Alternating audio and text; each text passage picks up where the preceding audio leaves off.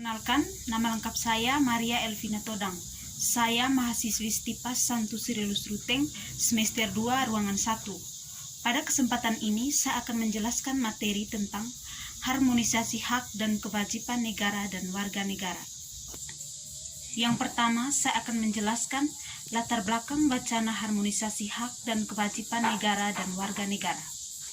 Pada masa ini, kita menyaksikan fenomena yang anomali, di mana beberapa orang menuntut hak dengan kekerasan. Namun, pada saat tiba giliran untuk menunaikan kewajiban mereka itu, tampaknya kehilangan gairah, sehingga diperlukan untuk mengharmonikan antara kewajiban dengan hak. Yang kedua, saya akan menjelaskan latar belakang historis, sosiologis, politik, harmonisasi, dan hak kewajiban negara dan warga negara. Yang pertama, sumber historis. Sumber historis dibagi atas 4 bagian. Bagian yang pertama, awal mula historis. Secara historis, perjuangan menegakkan hak asasi manusia terjadi di Eropa. John Locke, seorang filsuf Inggris, pada abad ke-17 yang pertama kali merumuskan adanya hak alamiah atau natural rights yang melekat pada setiap diri manusia. Yang kedua, Revolusi Amerika pada tahun 1276. Perang kemerdekaan rakyat Amerika Serikat melawan penjajahan Inggris untuk menjadi negara merdeka. Yang ketiga, Magna Carta pada tahun 1215. Piagam perjanjian antara Raja John dari Inggris dengan para bangsawan, yaitu pemberian jaminan beberapa hak oleh raja kepada para bangsawan beserta keturunannya sebagai balasan atas tuntutan biaya pemerintahan yang telah diberikan oleh para bangsawan. Yang keempat, Revolusi Prancis pada tahun 1789.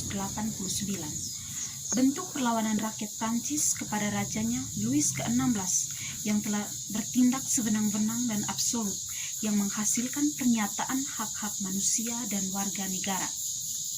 Yang kedua, sumber sosiologis. Sumber sosiologis dibagi atas 4 bagian. Yang pertama, gejala sosiologis. Berbagai gejolak dalam masyarakat yang sangat memprihatinkan, yakni munculnya karakter buruk yang ditandai kondisi kehidupan sosial budaya kita yang berubah sedemikian drastis dan fantastis. Yang kedua, sosiokultural animosity. Gejolak dalam masyarakat saat ini akibat munculnya kebencian sosial budaya terselubung yang bersumber dari perbedaan, ciri budaya, dan perbedaan nasib yang diberikan oleh sejarah masa lalu, sehingga terkandung unsur keinginan balas dendam. Yang ketiga, Orde Baru tumbang. Setelah Orde Baru, muncullah oligarki, di mana kekuasaan terpusat pada sekelompok kecil elit, sementara sebagian besar rakyat tetap jauh dari sumber-sumber hak atau kekuasaan. Yang keempat, Indonesia Baru. Indonesia Baru harus dibangun dari hasil perombakan terhadap keseluruhan tatanan kehidupan masa lalu. Inti dari cita-cita tersebut adalah sebuah masyarakat sipil demokratis yang mampu mengharmonikan kewajiban dan hak negara dan warga negara.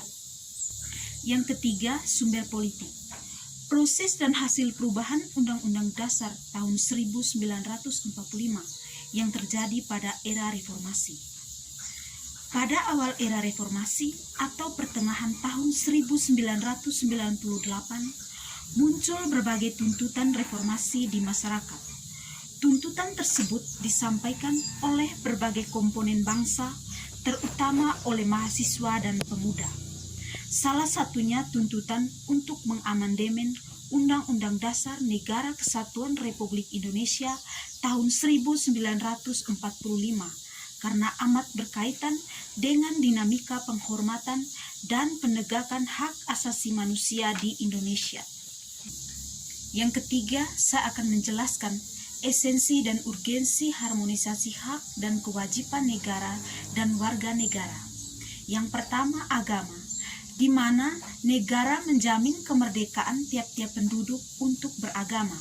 Yang kedua, pendidikan dan kebudayaan, upaya mencerdaskan kehidupan bangsa. Yang ketiga, perekonomian nasional dan kesejahteraan rakyat.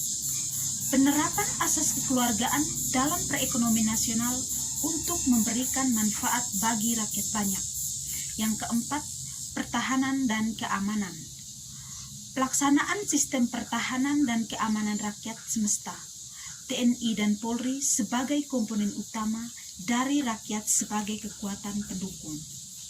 Yang keempat, saya akan menjelaskan pengaturan status, asas, dan syarat warga negara sesuai amandemen Undang-Undang Dasar Negara Republik Indonesia tahun 1945.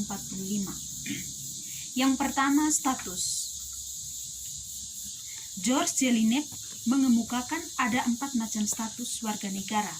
Yang pertama, status positif. Warga negara diberi hak untuk menuntut perlindungan pada negara. Yang kedua, status negatif. Negara dijamin tidak boleh campur tangan terhadap hak warga negara. Yang ketiga, status aktif. Negara memberi hak warganya untuk ikut serta dalam pemerintahan. Yang keempat, status pasif. Kewajiban warga negara untuk mentaati segala perintah negaranya. Yang kedua, asas. Berdasarkan Undang-Undang Nomor 12 Tahun 2006, ada 4 asas kewarganegaraan. Yang pertama, ius sanguinis. Asas yang menentukan kewarganegaraan seseorang berdasarkan keturunan, bukan berdasarkan tempat kelahiran. Yang kedua, ius soli. Asas yang menentukan kewarganegaraan seseorang berdasarkan negara tempat kelahiran, yang diberlakukan terbatas bagi anak-anak sesuai dengan ketentuan yang diatur dalam undang-undang tersebut. Yang ketiga, kewarganegaraan tunggal. Asas yang menentukan suatu kewarganegaraan bagi setiap orang. Yang keempat, kewarganegaraan ganda terbatas. Yang ketiga, syarat. Berdasarkan Undang-Undang Nomor 12 Tahun 2006, ada 8 syarat kewarganegaraan. Yang pertama, telah berusia 18 tahun atau sudah kawin. Yang kedua, tidak pernah dijatuhi pidana karena melakukan tindakan pidana yang diancam dengan pidana penjara 1 tahun atau lebih. Yang ketiga, pada waktu mengajukan permohonan sudah bertempat tinggal di wilayah negara Republik Indonesia paling singkat 5 tahun berturut-turut atau paling singkat 10 tahun tidak berturut-turut. Yang keempat, jika dengan memperoleh kewarganegaraan Republik Indonesia tidak menjadi berkewarganegaraan ganda. Yang kelima, sehat jasmani dan rohani. Yang keenam, mempunyai pekerjaan dan atau berpenghasilan tetap. Yang ketujuh, dapat berbahasa Indonesia serta mengakui dasar negara Pancasila dan Undang-Undang Dasar Negara Republik Indonesia tahun 1945. Yang kedelapan, membayar uang kewarganegaraan ke kas negara. Yang kelima, saya akan menjelaskan pemahaman tentang pajak dan manfaatnya terhadap sebagai satu kewajiban utama warga negara terhadap negara. Pajak adalah kontribusi wajib rakyat kepada negara yang terutang, baik sebagai pribadi atau badan usaha yang bersifat memaksa, berdasarkan undang-undang dengan tidak mendapatkan imbalan secara langsung dan digunakan untuk keperluan negara bagi kemakmuran rakyat. Pembayaran pajak merupakan kewajiban dan peran serta wajib pajak untuk ikut secara langsung dan bersama-sama melaksanakan pembayaran negara dan pembangunan nasional. Sekian saja penjelasan dari saya, materi tentang harmonisasi hak dan kewajiban negara dan warga negara. Semoga bermanfaat.